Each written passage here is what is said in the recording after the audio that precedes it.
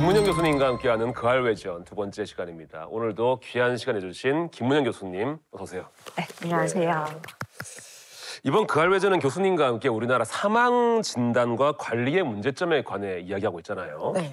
그래서 지난 시간에는 이제 사망 진단과 관리의 시작점인 이제 검안 과정에서 문제가 발생한 사건들을 살펴봤는데요. 오늘은 이제 검안 후에 사망 진단서와 시체 검안서가 조작돼서 돌이킬 수 없는 결과를 불러온 사건들을 얘기해 보려고 합니다. 조작이요? 어떤 사건이죠? 그 발생 당시에 이제 언론은 물론이고 저희 법의학 분야 전체를 좀 떠들썩하게 만들었던 그런 사건입니다. 그 사건 이후로 그 다음에 국과수에 접수된 부검 사건이 한 10% 정도 증가를 했었습니다. 엄청 꽤 중요한 어떤 사건이네요. 그렇죠. 이 법의학에 있어서. 사건 설명 좀 해주시죠. 네. 소위 말하는 증평 할머니 살인 사건. 증평 할머니 살인 사건. 네. 얼핏 들어본 적은 있는 것 같아요. 네.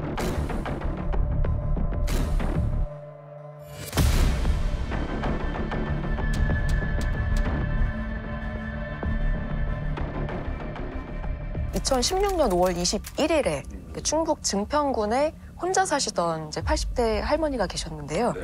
이분이 이제 연락이 안 되니까 그 아드님이 이제 직접 찾아오셨어요. 찾아와서 이제 그 집안을 살펴보니까 대문도 잠겨 있었고 신발장에 신발도 가지런히 놓여 있었고 어머님이 안 보여서 안방문을 열어봤더니 이제 이불을 덮고 주무시는 것처럼 보였다고 해요. 네. 근데 가까이 가서 이제 주무시나 하고 이불을 걷어봤더니 어머니는 이미 사망하신 상태였습니다. 겉으로 봤을 때는 아무 일 없이 그냥 주무시는 것 같았는데 마치 그렇게 보였던 것 같습니다. 이불을 이렇게 열어보니까는 그때 이제 어머니의 상태를 한번 보시겠습니다. 네.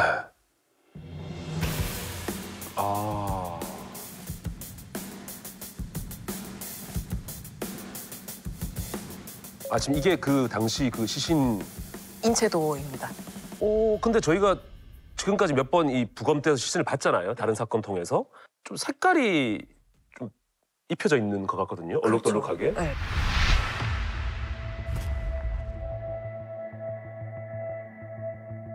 이게 의미가 있는 거죠? 부패가 좀 이미 진행이 되신 상태였습니다. 이 부패를 표현한 거예요? 네. 어머님이 이제 전기장판을 깔고 계셨고 이 전기장판이 또 켜져 있었습니다.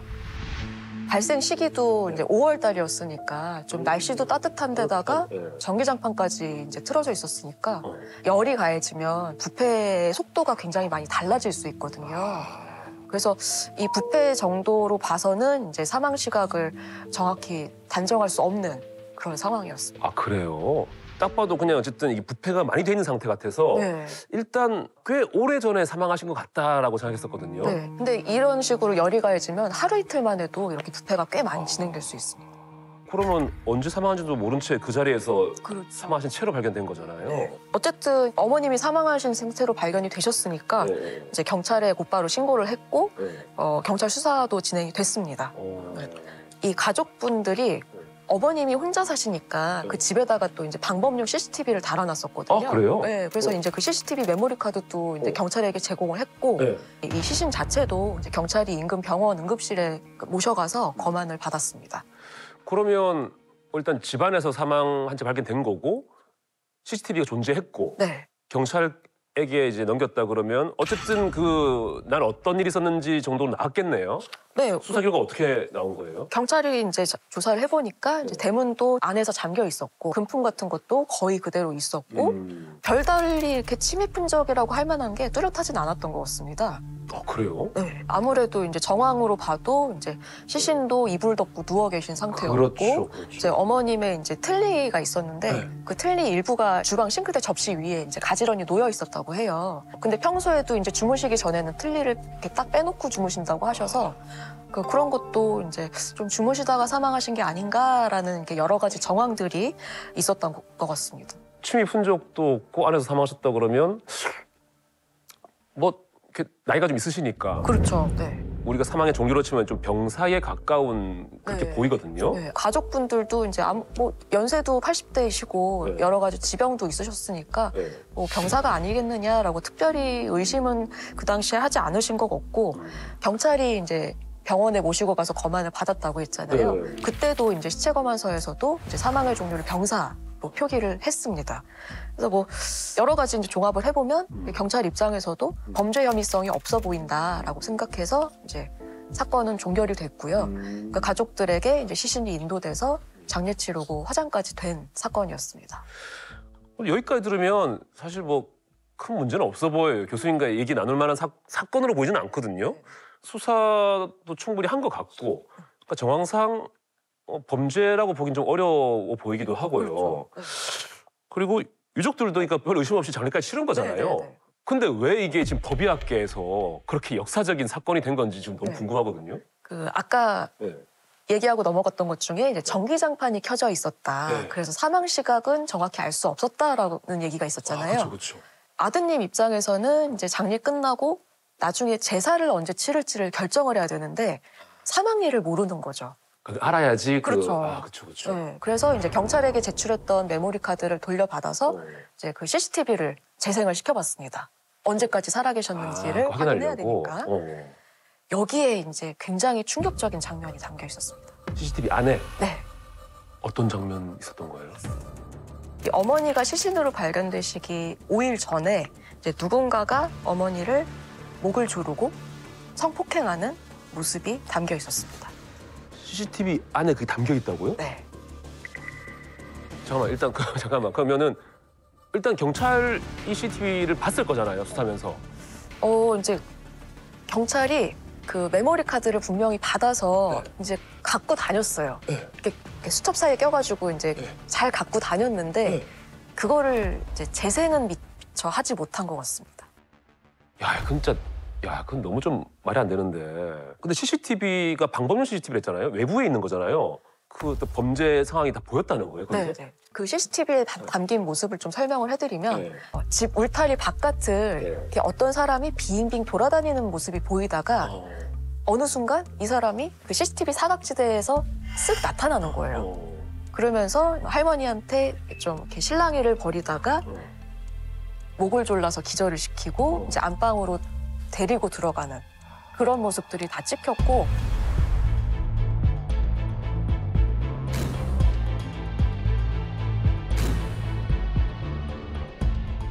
특히 이제 그 범인의 얼굴이 적나라하게 나왔습니다. 그 누구였어요? 이 범인이 이제 이웃에 사는 남성이었는데 굉장히 가까운 이웃에 사는 사람이었어요. 또 아내랑 이제 두 아이까지 있는 사람이었고 범인은 얼마 안 가서 잡혔는데 이제 이런 끔찍한 일을 벌인 동기가 술에 취해서 할머니 집을 찾아갔는데 물을 주지 않아서라고 했다고 합니다. 범인 주장이? 네. 에이? 진짜요? 이 사람이 좀 특이했던 게 할머니하고 좀 실랑이를 하다가 이제 공격을 했다고 했잖아요. 그러고는 이제 할머니를 안방으로 옮겼는데 전기장판 위에 올리고 이불까지 덮고 아마 전기장판까지 틀어놓고 나온 걸로 추정이 되고 근데 나와서는 이제 그 여러 가지 실랑이를 하면서 이제 좀 흐트러진 것들이 있을 거잖아요. 신발도 이렇게 잘 정리해놓고 뭐 심지어 빗자루로 이렇게 좀 쓸어놓고 가는 모습까지 나왔습니다. 이게 CCTV 영상을 보지 않은 게 또 특히 문제가 됐잖아요. 왜 안 봤냐 그랬더니 우리는 시체 검안서에서 병사라고 판단을 해줬기 때문에 이제 그거를 기준으로 해서 수사를 마쳤다. 검안에서 병사가 나왔기 때문에 CCTV를 볼 이유가 없었다. 그거 어떻게 받아들여야 되나요? 이제 여기서 이제 어머니 죽음에 숨겨진 진실이 드러났는데요.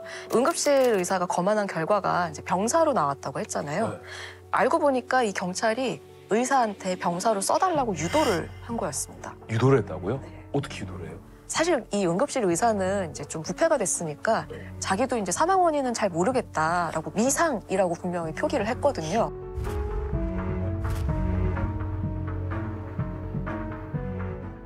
근데 그렇게 미상으로 표기했으면은 사망의 종류도 모르겠다라고 똑같이 기타 및 불상으로 표기하는 게 맞죠, 사실은. 그렇죠. 근데 이제 경찰이 이 기타 및 불상으로 가면 이제 뭐 부검을 하냐 마냐 이렇게 얘기가 복잡해질 수도 있고 여러 가지 정황 봤을 때 이제 나이 드신 노인께서 이제 혼자서 돌아가신 것 같으니 웬만하면 병사로 표기를 해달라. 그러면서 이제 심지어는 이 병사라는 말이 자연사가 맞느냐. 그럼 그거를 좀 표시를 해달라. 그래서 병사 옆에다가 괄호치고 자연사라고 손으로 써주기까지 했어요.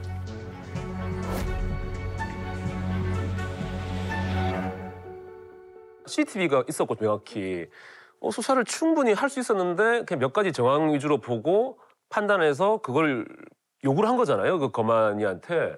그러니까 경찰의 행동 이해가 안 되는데 그래도 의사인데 경찰이 아무리 그렇게 얘기하더라도 이 부패된 시신 가지고 이거 판단하기 어렵다. 그렇죠. 이거는 뭐 불상이다라고 체크하는 게 맞는 것 같은데 그렇죠. 의사 또한 사실 이해가 안 되거든요. 그렇죠. 왜 의사는 또 그렇게 했을까요? 뭐 본인은 이제 부패가 됐으니까 네. 사망 원인 자체는 알 수가 없었는데 이제 경찰이 하도 요구를 하니까 사망의 종류는 그렇게 표시를 해줬다라고 진술했죠. 사망의 종류를 표시를 할 때 이런 경우에는 기타 및 불상이다라고 표시를 해서 부검을 할 수 있게끔 해줘야 되는데 그냥 경찰이 유도를 한 대로 이제 병사라고 검안서를 작성을 한 거죠. 이렇게 자기가 알고 있는 것 또는 이제 자기가 생각한 것과 다르게 검안서를 작성을 했다면 이거는 허위 검안서라고 판단될 소지가 있습니다. 여러 가지 뭐 수사상 부실한 부분도 있었고 다양한 문제가 있었지만 그래도 검안서에 병사가 아니라 기타 및 불상에 체크를 했다 그러면 부검했을 가능성이 있는 거잖아요. 그렇죠. 할 수도 있었죠. 네. 네. 그렇다면 아까 본 것처럼 시신의 부패가 많이 진행돼도 부검이 가능한 거예요?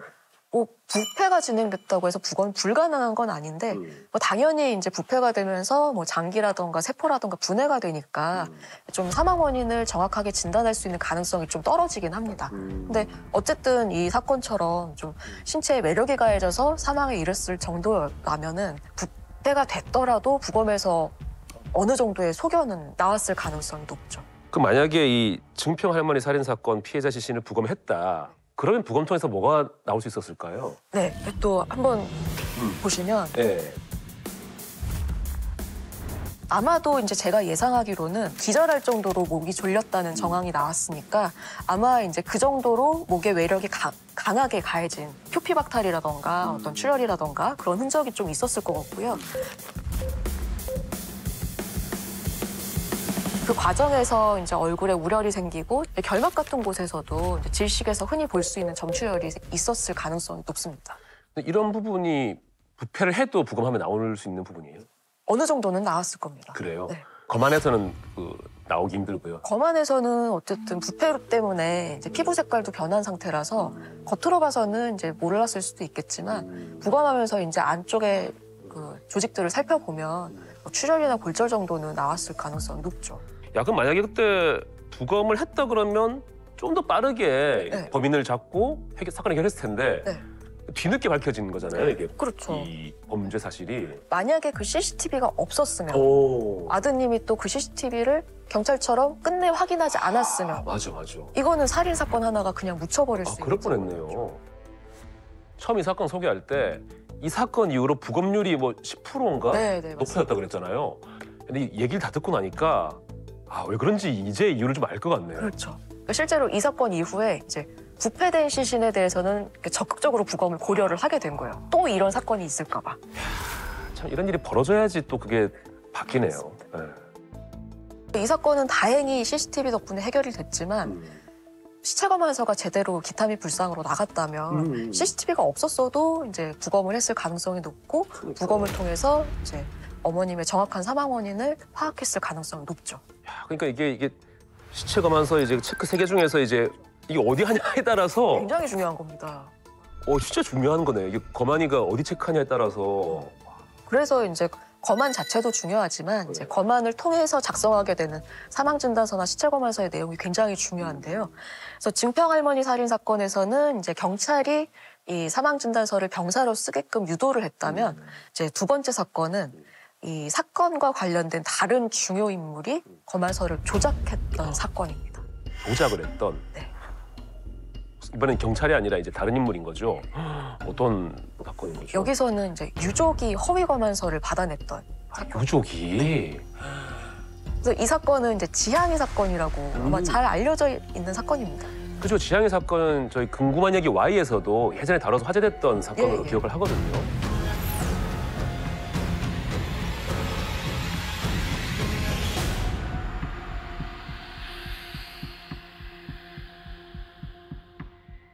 이 사건은 대구에서 일어났고요. 이 2013년 3월 18일 밤 10시에 생후 27개월 된 아이가 이제 의식이 없다라는 신고가 119에 들어왔습니다. 그래서 신고한 사람은 이제 아이의 친엄마였고요. 네. 구급대원이 현장에 도착했을 때 아이는 이미 혼수 상태였습니다. 27개월이면 뭐 이제 뭐 2살? 2살 정도. 아이고 밖에 안 된 아이인데. 네. 맞아, 너무 맞아. 작은 아이인데 네. 그때 이제 친엄마는 아이가 3일 전에 목욕탕에서 넘어진 적이 있다. 그리고 그날 점심 때쯤 또 계단에서 굴렀다라는 얘기를 했습니다. 야, 이거 좀 이미 좀 이상한데요? 그렇죠. 점심 때 굴렀는데 신고한 게 밤 10시. 네. 이미 좀 이상한 느낌이 드네요. 그렇죠. 더 수상한 거는 그 아이가 다친 경위에 대한 설명이 자꾸 바뀌는 거예요. 어떡해요? 처음에는 이제 뭐 목욕탕, 뭐 계단 이런 얘기를 했지만 그 다음에는 뭐 냉장고 앞에서 식용유에 미끄러졌다 이런 얘기도 하고 슈퍼에 다녀오는 사이에 아이가 집에 혼자 있다가 욕실에서 넘어져서 변기에 머리를 부딪혔다 이런 얘기도 하고 여러 가지 이제 계속 그 설명이 바뀌니까 좀 수상한 부분이 계속 있었던 거죠. 또 실제로 이제 아이가 구급차를 타고 바로 병원으로 이송돼서 응급수술까지 받았는데도 결국은 이틀 만에 사망을 했습니다.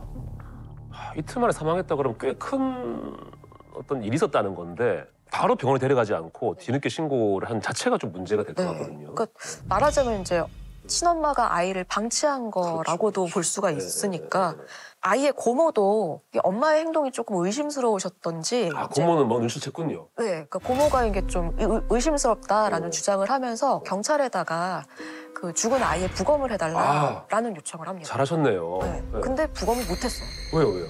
이게 부검을 하려면 어쨌든 수사상으로 어떤 증거가 있어야지 이제 부검을 주장해 볼 수 있을 텐데 그런 증거가 이제 명확하지 않고 단지 이제 엄마가 좀 수상하다라는 이제 심증만 있었던 거고 그리고 이제 고모는 어쨌든 아이의 직계 가족은 아니니까 어머니, 그러니까 친엄마의 의견이 좀 더 중요했는데 고모만 이제 부검을 주장해서 아마 받아들여지지 않은 것 같습니다.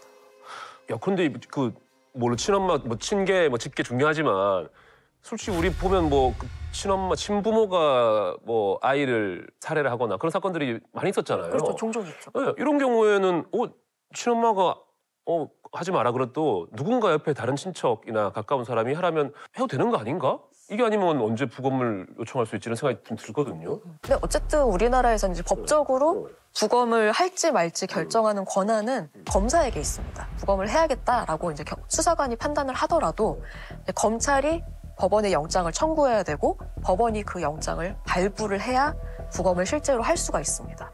그 부검할 수 있는 과정이 꽤 까다롭네요. 그럼요. 네.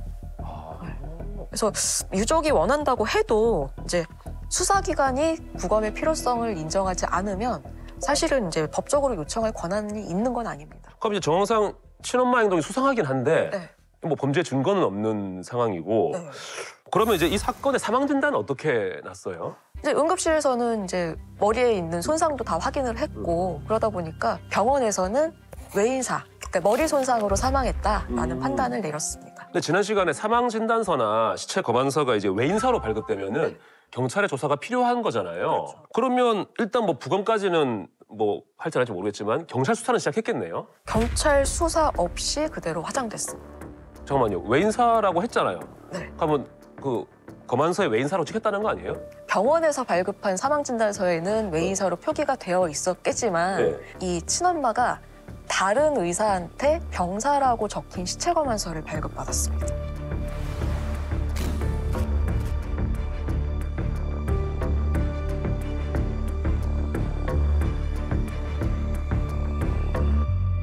정말 근데 시체 검안서라는 게 사망 진단서나 시체 검안서라는 게 한 장 있어야 되는 거 아니에요? 한 사람의 죽음에 대한 어떤 그 자료잖아요, 그거. 이 진단서라는 거, 뭐 사망 진단서도 그렇고 시체 검안서도 그렇고 이런 일반 진단서도 그렇고 일종의 사문서입니다. 개인인 환자가 다른 개인인 의사한테 얼마든지 다시 찾아가서 발급받을 수 있어요. 아, 그래요? 그렇죠. 그럼 예를 들어서 제가 뭐 주변에 누가 뭐 사망을 했어요.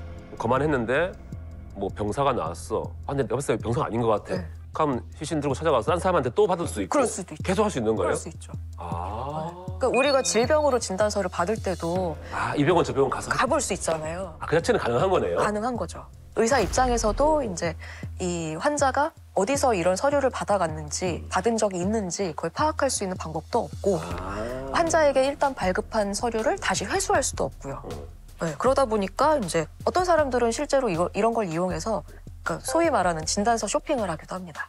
아, 내가 원하는 결과 받기 위해서. 네. 근데 요즘은 이제 법의학을 이제 공부해서 이제 개원을 해서 전문적으로 이제 시체 검안서를 발급하시는 의사들도 많이 늘어나고는 있는데. 개원을 한다고 하더라고요, 법의학자도. 네, 맞아, 맞습니다. 맞아. 예. 그 당시에는 이제 특별히 법의학을 공부하지 않은 의사들 중에 정말 이제 생계를 목적으로 해서 일정한 금액을 받고 의뢰자가 원하는 대로 시체 검안서를 써주는 사람들이 좀 있었습니다. 그래서 이 친엄마도 그때 당시에 한 25만 원 정도를 25만 발급을 원? 하고 네, 병사가 적힌 이제 허위 검안서를 발급을 받은 거예요. 그때 이 검안서를 발급한 의사는 지향이 시신을 보지도 않았고요. 와, 그러면 이제 그 허위 검안서를 받아가지고 친엄마는 바로 화장을 해버린 거네요. 그렇죠. 부검할 수 없도록. 어쨌든 맨 처음 사망 진단서는 외인사로 발급된 거잖아요. 그러면 일단 경찰 수사는 됐어야 되는데 네. 수사가 안 된 거예요? 사실은 수사를 하려면 누군가 신고를 해야 되잖아요. 아, 예. 근데 일단 친엄마는 신고를 하기 싫어했을 것이고 예. 병원에서 신고를 했으면 좋았겠지만 그죠? 그때 당시에 병원에서 신고를 안 한 것 안 같습니다. 했어요? 안 할 수도 있는 건가요?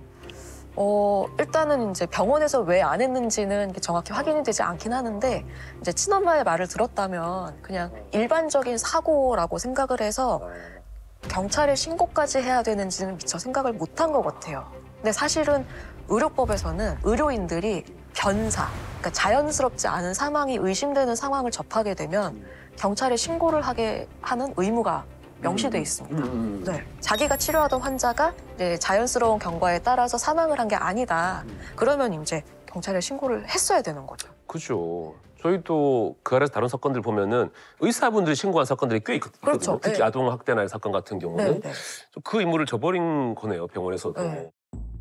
보통 허위 검안서로 인해서 화장해버려서 부검도 못한 상황이고 네. 경찰에 신고도 안 됐었고 그럼 이 사건 어떻게 마무리가 됐던 거죠? 지향이 고모가 이제 부검을 좀 원하셨다고 하셨잖아요. 결국 이제 부검을 못하고 이제 아이가 화장이 됐으니까 너무 답답하셔서 인터넷에 이 얘기를 올렸어요. 그러면서 이제 궁금한 이야기 Y에서 취재를 하면서 세상에 알려지게 됐어요. 그러면서 알려졌던 거군요. 아이고, 저 고모 아니었으면은 이것 또한 묻혔겠네요. 네. 그리고 그때 이제 취재를 하면서 찾아낸 게 이 병원에서 촬영된 CT 사진이었습니다.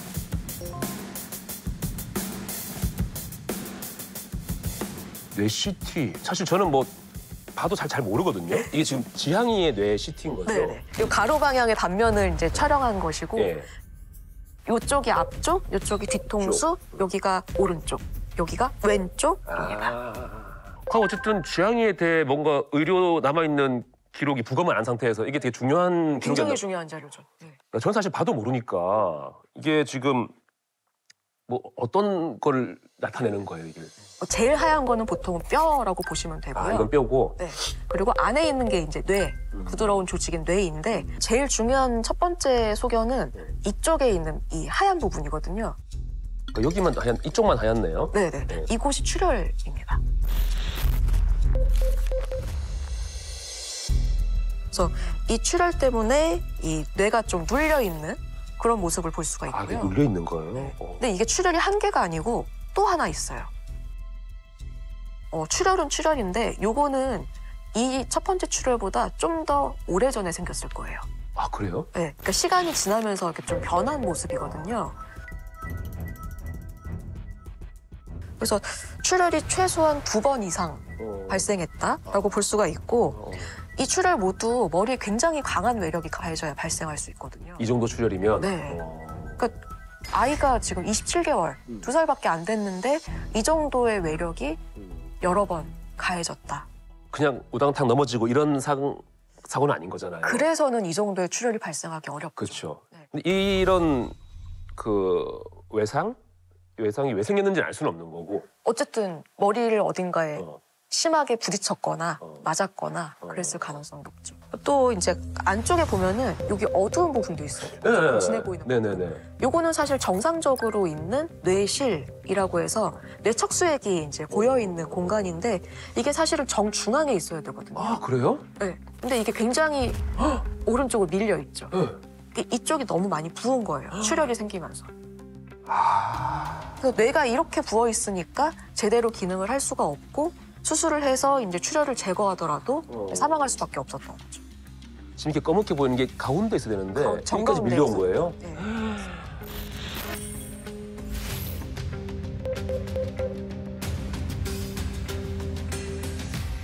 이걸로 그러면 이 상태가 보이는 거네. 그 지향이의 그 어떤. 그렇죠. 굉장히 위중한 상태였다.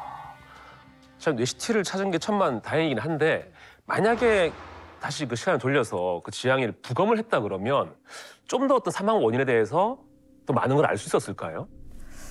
이 뇌 CT 사진에서도 물론 머리 손상을 굉장히 명확하게 볼 수는 있는데 이건 아무래도 간접적인 이미지잖아요. 그러니까 일종의 그림자 사진이기 때문에 부검을 했다면은 실제로 이제 뇌의 생생한 그 실제 모습들을 다 눈으로 더 자세하게 확인할 수 있었을 거고 또 머리뿐만 아니라 다른 신체 부위에 혹시 이제 숨겨져 있었을지 모르는 여러 다른 손상들도 확인을 해서 그러니까 지향이의 친엄마가 이제 방임이나 이제 어떤 학대를 더 했을지 더 구체적으로 명확하게 확인할 수 있었을 것 같습니다. 아니 근데 이거 참 친엄마는 이 정도면 상당히 몰랐을 리가 없잖아요. 그죠? 그렇죠. 아무래도 집에서 이제 일단 아기가 정신을 못 차렸을 거거든요. 계속 잠을 자거나 이제 평소처럼 이제 행동할 수가 없었을 텐데 그럼에도 불구하고 이제 밤 10시가 돼서야 늦게 신고를 했다는 게 너무 이상하죠. 그러니까 엄마가 이 상태로 되게 오래 방치를 했다는 건데 이 친엄마는 도대체 어떤 사람이었던 거예요? 이 친엄마가 사실은 이제 출산하고 나서 아빠한테 아이를 맡기고 집을 나간 적이 있었어요. 근데 이제 다시 돌아와서 이제 함께 살자고 하니까 이번에는 아이까지 데리고 또 집을 나간 거죠. 그러면서 이제 동거남이랑 이제 같이 살면서 아이를 키우는 것 같이 보였는데 이게 뭐 어린이집에 보내지도 않고 그냥 이제 집에 혼자 방치해 두면서 이제 본인은 외출하고 이런 생활을 계속했던 것 같습니다. 아이를 거의 방임한 거네요. 그렇죠. 결국 친엄마의 방임 때문에 사망한 거라고 봐야 됩니다.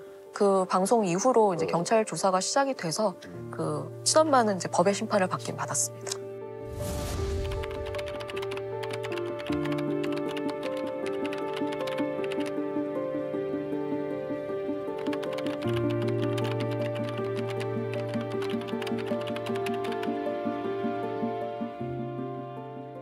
결과적으로는 뭐 법의 심판을 받았다고는 하지만 그 과정이 너무 좀 황당하고 안타깝네요. 그 당시 사망했을 당시의 상황을 들어보니까 진짜 검안서를 조작한 허위 검안서인 거잖아요. 네네. 이 문제가 정말 좀 심각한 것 같은데 이런 허위 검안서를 발급하는 거는 너무 쉬운 일 같거든요. 네. 그냥 돈 받고 체크하면 되는 거니까. 이게 너무 쉬운 일인데 그걸로 인해 생기는 그 파장은 너무 큰 것 같아요. 네. 이 허위 검안서 발급을 막을 만한 해결책은 없을까요? 가장 우리가 좀 해볼 수 있는 방법이 사망진단서나 시체검안서 발급 자체를 전산화하는 게 어떨까라는 생각을 하는데 굉장히 비슷한 사례가 지금 온라인 출생신고제입니다. 2018년부터 좀 시도가 되었고 작년 7월 19일부터는 아예 아이가 태어나면 자동으로 이제 정부기관에 통보가 됩니다. 네, 그러면서 이제 출생한 아이가 이제 은폐되거나 이제 아동학대 피해자가 되거나 이런 일을 좀 예방하기 위해서 시행된 제도인데 이것처럼 이제 사망 신고도 온라인으로 바로 등록이 돼서 이제 정부기관에 그때그때 실시간으로 자동으로 등록이 되면 검안서가 중복으로 발급되거나 좀 허위 검안서가 발급되는 일이 좀 상당수 줄어들 수 있지 않을까 생각이 돼요. 그게 만약에 시행한다 그러면은 사망 진단서를 딱 쓰면 바로 등록이 돼서 누구나 볼 수 있게 그렇죠. 되고 그러니까 다른 사람이 중복해서 발급할 수 없게 되는 거고. 일단은 이제 중복으로 발급할 수도 있겠지만 그럴 때 이제 한번 스크리닝이 된다던가. 체크되니까. 그렇죠. 지금 그거 없이 그냥 막. 그러니까요. 통제가 안 되는 그러니까요. 그거 빨리 해야겠는데요. 이런 얘기가 좀 더 공론화돼야겠다라는 생각이. 그랬으면 좋겠습니다. 그래서 사실은 이번 시리즈가 너무 소중한 기회예요. 진짜 그래야겠네. 듣다 보니까 더 필요한 얘기인 것 같고요. 네. 그러니까 오늘 교수님이 설명해준 두 사건 다 이제 어떻게 보면 정말 종이 한 장 때문에 그 허위 검안서 한 장 때문에 그 억울한 두 죽음이 부검도 못한 채 이제 영영 무실 뻔했잖아요. 네. 그러니까 모든 시신을 부검할 수는 없어요, 현실적으로. 하지만 이제 어쨌든 모든 시신은 검안을 거쳐서 이제 사망 진단을 받게 되는데 이 검안이 그래서 정말 중요한 과정입니다. 근데 검안할 때 사실은 이제 겉만 보게 되니까 사망 진단을 정확하게 하기는 굉장히 어려워요. 그래서 이제 검안할 때 눈으로만 보지 말고 전신 CT 사진이나 뭐 혈액 채취나 이런 걸 좀 보완을 하자라는 의견이 계속 이제 저희 쪽에서는 나오고 있는데 다른 나라에서는 이렇게 전신 엑스레이를 모든 시신에 촬영하는 그런 나라도 있습니다. 그러면 좀 보강이 될 것 같은데요, 확실히. 네, 아무래도요. 네. 어쨌든 객관적 자료가 남으니까 그렇죠. 함부로 거짓말 못 할 거 아니에요. 네. 그 안쪽에 있는 소견도 일부는 확인을 할 수가 있고요. 특히 이제 혈액 검사 같은 경우는 이제 겉으로 봐서는 절대 알 수 없는 중독에 의한 사망 같은 거를 이제 알아낼 수 있으니까 굉장히 큰 역할을 할 수 있을 것 같습니다. 그래서 이렇게 검안도 이제 구건만큼이나 죽음의 진실을 밝히는 중요한 단서라는 사실을 좀 꼭 기억을 해주셨으면 좋겠습니다. 아, 네, 진짜 좋은 말씀입니다. 지금까지 김은영 교수님과 함께한 그알 외전 두 번째 시간이었고요. 다음번에 또 어떤 이야기 들려주실지 기대가 됩니다. 그럼 저희는 다음 시간에 뵙겠습니다. 감사합니다.